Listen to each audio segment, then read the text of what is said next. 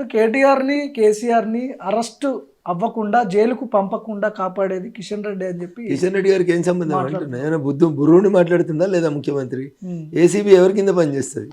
ముఖ్యమంత్రి గారి కింద పనిచేస్తుంది. మీరు వేసిన సిట్ని ఎవరు వేసారు? రాష్ట్ర ముఖ్యమంత్రి గారు వేసారు. వాళ్ళతో చెప్పి అరెస్ట్ చెప్పి అంటున్నా. దానికి కిషన్ రెడ్డికి ఏం సంబంధం? దానికి కిషన్ రెడ్డి గారికి పార్ట్నర్స్ కొల్యూడ్ అయిపోయి ఉన్నారు అని చెప్పి చెప్తున్నాడు ఆయన. దేంట్లో పార్ట్నర్స్? అన్నిట్లో ఏం ఎస్టాబ్లిష్ చేసినావు? అన్నిట్లో తెలివి తక్కువ మాటలు మాట్లాడొద్దు. నువ్వు ఒక బాధ్యతాయుత స్థానంలో ఉన్నావు. ఎస్టాబ్లిష్ చేయమంటున్నా. నేరం ఎస్టాబ్లిష్ చేయడం చేతగాక మీడియా ఉందని ఏది పడితే అది మాట్లాడితేట్లయితే ముఖ్యమంత్రి వ్యాఖ్యలు అవి మనవి కాదు. అదే ఏదో అంటున్నా నేను. మీరు మాట్లాడుతున్నారు అంటే నేను మాట్లాడిన వాళ్ళ గురించే మాట్లాడుతున్నా. ఏరి అంటున్నా. సాక్ష్యం ఆధారం ఉంటే ప్రజల ముందు పెట్టు. మొత్తం ఎలక్షన్లు వచ్చినాయి కాబట్టి బట్టగలిసి మీద వారేస్తానే కార్యక్రమం వద్దు అంటున్నా. ఓకే. ముఖ్యంగా మీరు మున్సిపాలిటీ గతంలో సర్పంచ్ ఎన్నికల్లో పోటీ చేసిరు. 703 సర్పంచ్ అభ్యర్థులేమో మీరు గెలవడం జరిగింది, బీజేపీ అభ్యర్థులు. మున్సిపల్ ఎన్నికలు వస్తున్నాయి, ఇప్పుడు మీరు కూడా బరిలో ఉంటారు. ఎట్లా ఉంటుంది అనుకుంటారు ఫైట్? బీజేపీ కాంగ్రెస్ బీఆర్ఎస్ మేమిద్దరమే ఉన్నాం తెలంగాణలో, మేమే ఫైట్ మా మధ్య ఉంటుందని చెప్పి రెండు పార్టీలు చెప్పుకుంటారు. మీరు మీ తినబోతు రుచులు అడగడానికి 13వ తారీఖు దాకా ఆగితే మీకే తెలుస్తుంది ఎవరైనా గెలుస్తారు, ఎవరేం జరుగుతుంది అనేది. ఒప్పుకోకూడదు 4 రోజులు. అంటే ఎగ్జాంపుల్ సర్పంచ్ ఎన్నికలు చూపిస్తున్నారు. నేనేమంటున్నా 4 రోజులు ఒప్పుకోవట్లేదు అంటున్నా. ఎందుకు తొందర? ఎందుకు? ఓకే. టీఆర్ఎస్కి మాట్లాడుతుంది కానీ ఆలోచించుతుంది కానీ ఒక పద్ధతి ఉండాలి. మా మీడియా మిత్రులు కూడా తొందరపాటు ఎక్కువ. నేను ఎందుకంటున్నా అంటే 12,000 సర్పంచ్లు ఉన్న టీఆర్ఎస్ 3,000 సర్పంచ్లకు వచ్చింది. 3,400 చిల్లర. అదే 12,000కి వెళ్ళి 3,000కి వస్తే టీఆర్ఎస్ గొప్ప కనబడుతుంది మీకు. అవునా? 10లలో సింగిల్ డిజిట్లో ఉన్న మేము 1000 దగ్గరికి వస్తే మీకు పెరగలేదు బీజేపీ అని కనబడుతుంది. ఏం మాట్లాడతాం మీతో? వదిలేసేయాలి. ఫోబియా. మీకు ఫోబియా ఉందండి. వాస్తవానికి ప్రజలు ఏం మాట్లాడుకుంటారు? మీడియాకి ఒక ఫోబియా ఉంది. ఒక రఘునందన్ రావు, ఒక అరవిందో, లేకపోతే ఒక సంజయ్ ఉండుంటే పార్టీకి చీఫ్గా ఇట్లాంటి పరిస్థితులు రాష్ట్రంలో ఉండకపోతుండేమో అనే చర్చ అయితే గ్రామస్థాయిలో జరుగుతుంది. మీకు అది మీకు కూడా ఐడియా ఉండే ఉంటుంది, మీ వరకు వచ్చే ఉంటుంది. మాకైతే వినవల్లే అట్లాంటి చర్చ. పార్టీ అధిష్టానం ఏం నిర్ణయం తీసుకున్నా, పార్టీ అధ్యక్షుడిగా ఎవరున్నా మేము మా శక్తియుక్తులన్నింటిని ఉపయోగించి పనిచేస్తాం. దాంట్లో నో సెకండ్ ఒపీనియన్. చూస్తున్నారు కదా ఇప్పుడు బ్రేక్ లో ఉన్నాం సార్. మున్సిపల్ ఎలక్షన్స్ ప్రచారం బ్రేక్ లో ఆగి మాట్లాడుతున్నాం మీతో. గొంతు పోయింది. రోజు రాత్రి 12-1 గంటల దాకా తిరుగుతూ వస్తా ఉన్నాం. ఇంకా మేము పనిచేస్తలేము, అధ్యక్షుడు ఇది కావాలి అది కావాలి. నిన్ననే రాష్ట్ర అధ్యక్షుడిని మా నర్సాపూర్కు పిలుచుకున్నాను నేను. మొన్న అంతకుముందు 2 రోజుల ముందు కేంద్ర మంత్రి కిషన్ రెడ్డి గారు వచ్చిపోయినారు. నిన్న ధర్మపురి అరవింద్ గారు వచ్చిపోయినారు. ఎవరు ఈటల రాజేందర్ గారు వస్తున్నారు. ఎవరు తిరుగుతలేదు? ఎవరు? అందరం హోల్ హార్టెడ్గా కార్యకర్తల కోసం తిరుగుతున్నారు. పబ్లిక్ కూడా వాళ్ళకు అగ్రెసివ్ పాలిటిక్స్ అంటేనే ఇంట్రెస్ట్ చూపిస్తుంటారు కదా. కొంత రామచంద్రరావు గారు కొంత సౌమ్యుడు, ఆయన పనితనం కొంత ఉన్నప్పటికీ కూడా మీ అంత అగ్రెసివ్గా మీరు ఉన్నారు. ఇప్పుడు అరవింద్ ఉన్నారు, సంజయ్ ఉన్నారు, మీలాగా మాటలు మాట్లాడలేదు కదా. మాటలు నరేంద్ర మోడీ గారు ఉన్నారు. రోజు బూతులో తిడుతురా? రోజు మతం గురించే మాట్లాడుతుండ్రా? 25 ఏళ్ళ నుంచి ఓటమి లేకుండా అటు ముఖ్యమంత్రిగా ఇటు ప్రధానమంత్రిగా పనిచేస్తూ వచ్చారు. బూతులు తిడితేనే, అగ్రెసివ్గా తిడితేనే సమాజం స్వాగతిస్తుందంటే 3వసారి ప్రధానమంత్రి నరేంద్ర మోడీ గారు ఎట్లా అవుతారు? కారు కదా. 3 సార్లు ముఖ్యమంత్రి ఎట్లా అయినరు గుజరాత్కి. సో మీరు చెప్పాలనుకున్న పదాలు, మీరు చెప్పాలనుకున్నటువంటి విషయాలని మీరు సరైనటువంటి రీతిలో ప్రజలకు అర్థమయ్యే రీతిలో చెప్తే చాలు.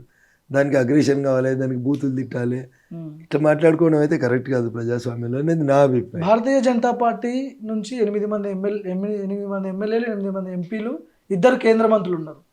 సో ఈరోజు రాష్ట్రంలో చాలా కుంభకోణాలు జరుగుతున్నాయని చర్చ జరుగుతుంది. ఇల్టు పాలసీ అంటున్నారు, 4th సిటీ పేరుతో భూములు కొల్లగొడుతున్నారు, భూములు కొంటున్నారు మంత్రులు అని చెప్పి చాలా రకరకాల చర్చలు వస్తున్నాయి.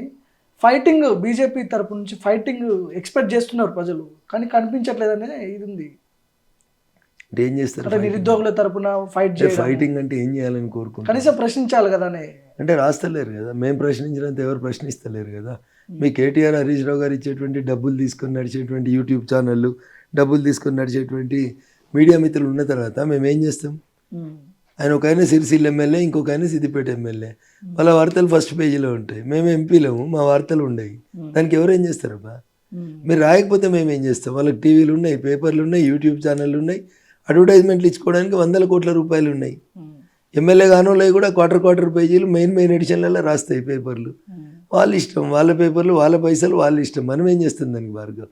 మేము కమ్యూనికేట్ చేస్తున్నాం, మేము మాట్లాడుతున్నాం, తప్పకుండా మాట్లాడుతున్నాం. మేము ప్రజల పక్షాన్నే కొట్లాడుతున్నాం. మీ అందరు అంచనాల్ని తలకిందులు చేస్తూ మేము అధికారంలోకి వస్తాం. 8 మంది ఎంపీలు గెలిచిన తర్వాత తెలంగాణలో పలానా ఇష్యూ మీద మేము ఫైట్ చేసినాం, పలానా దాని గురించి మీరు మాట్లాడినాం. సెంట్రల్ యూనివర్సిటీకి సుప్రీంకోర్టు నుంచి కమిటీ వస్తే రఘునందన్ రావు ఆర్గ్యూ చేస్తే వచ్చిన కమిటీ మెంబర్లు ఏం అడిగారో తెలుసా Bhargav? Sir, why can't you argue before the supreme court bench అన్నారు. నా సమాధానం, మీరు రికమెండ్ చేసి మీరు నా అవసరం ఉందని పిలిస్తే తప్పకుండా సుప్రీంకోర్టు ముందు నా వాదనలు వినిపిస్తా అని చెప్పి వచ్చినాను. ఇక మేము కొట్లాడకపోతే మీకెవరు?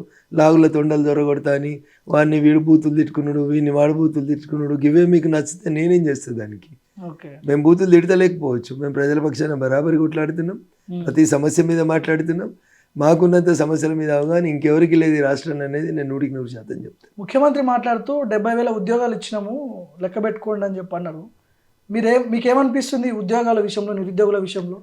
ఉద్యోగాల విషయంలో రేవంత్ రెడ్డి గారు వచ్చిన తర్వాత కొత్తగా నోటిఫికేషన్ ఇచ్చి కొత్త రిక్రూట్మెంట్ ప్రాసెస్ అంటూ ఎక్కడ బిగిన్ అయినట్టు నాకు కనబడలేదు. So government is a continuous process. పాత గవర్నమెంట్ ఒక నోటిఫికేషన్ ఇచ్చింది, పరీక్షలు రాసిండ్రు, ఫలితాలు వచ్చి ఈయన ఉద్యోగాలు ఇస్తే ఇచ్చి ఉంటాడు. I'm not disputing about the number, because number అంతా టీజీపీఎస్సీ దగ్గర ఉంటుంది, స్టేట్లో వెబ్సైట్లో కావాలంటే దొరుకుతుంది. ఇష్యూ అవి మీరు వచ్చినాక ఇచ్చిన నోటిఫికేషన్లు కాదు, పాత ప్రభుత్వంలో ఇచ్చిన నోటిఫికేషన్లు కంటిన్యూస్ ప్రాసెస్లో వచ్చిన ఉద్యోగాలు అయి ఉంటాయి. వాటన్నింటిని మీరు మీ ఖాతాలో వేసుకుంటే దానికి నేను చేయగలిగింది ఏం లేదు. కవిత ఎపిసోడ్ని ఎట్లా చూస్తారు? బయటకు వచ్చింది, కుటుంబంతో కొట్లాడి ఇప్పుడు పార్టీ పెడతా ఉంటుంది. మున్సిపల్ ఎన్నికల్లో కూడా ఫార్వర్డ్ బ్లాక్ అనే సింహం గుర్తుతో ఆమె పోటీలో ఉండబోతుంది. ఏమనుకుంటారు మీరు? ఈ పంచాయతీ అంతా చూస్తుంటే ఏమనిపిస్తుంది కవిత గురించి? ఇదంతా ఆస్తుల పంచాయతీ తప్ప ఇంకొకటి ఏం లేదు. అధికారం కోసం పంచాయతీ, ముఖ్యమంత్రి ఆత్మగౌరవ పంచాయతీ అంటుంది ఆమె మాట్లాడిన దానికి నేను సమాధానం చెప్పడానికి లేను ఇక్కడ. సింపుల్గా చెప్పాలంటే 2 మాటలు, ఒకటి ముఖ్యమంత్రి పీఠం కోసం, 2 ఆస్తుల కోసం. ఇంతకు మించి అందులో వేరే పంచాయతీ లేదు. అంటే గతంలో జైలుకు పోయిన వాళ్ళందరూ ముఖ్యమంత్రి లేదు కదా, ఆ లైన్లో ఏమన్నా ఎక్స్పెక్ట్ చేస్తుంది అనుకోవచ్చా? అందుకనే చాలా సందర్భాల్లో చాలా మంది మీడియా మిత్రులతో చెప్తుంటున్నారు, తెలుగు మీడియాకి అత్యుత్సాహం ఎక్కువ అవుతుంది. జైలుకు పోయిన వాళ్ళందరూ లీడర్లు అయ్యేది ఉంటే, జైలుకు పోయిన వాళ్ళందరూ ముఖ్యమంత్రి అయ్యేది ఉంటే, చెర్లపల్లి జైల్లో చాలా మంది ఉన్నారు, చాలా రోజుల నుంచి ఉన్న వాళ్ళు ఉన్నారు. కాబట్టి ఆ రిధం కోసం, యతి ప్రాసల కోసం ఎక్కడో ఒక సంఘటన జరిగితే దాన్నే ఉదాహరణగా తీసుకొచ్చి చూపెట్టడం, అవన్నీ వేస్ట్ ముచ్చట్లు.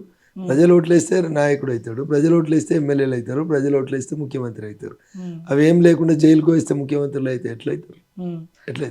ఎప్పుడు కేసీఆర్ ప్రస్తావన లేకుండా ముఖ్యమంత్రి మాట్లాడు రేవంత్ రెడ్డి, కానీ ఈసారి కొంత కొత్తగా అనిపించింది. అంటే బీజేపీని అటాక్ చేయడం, కిషన్ రెడ్డిని అటాక్ చేయడం. భారతీయ జనతా పార్టీ అంటేనే అర్బన్ ఏరియాలో ఎక్కువ ఉంటుందని ప్రజలకు ఒక ఫీలింగ్.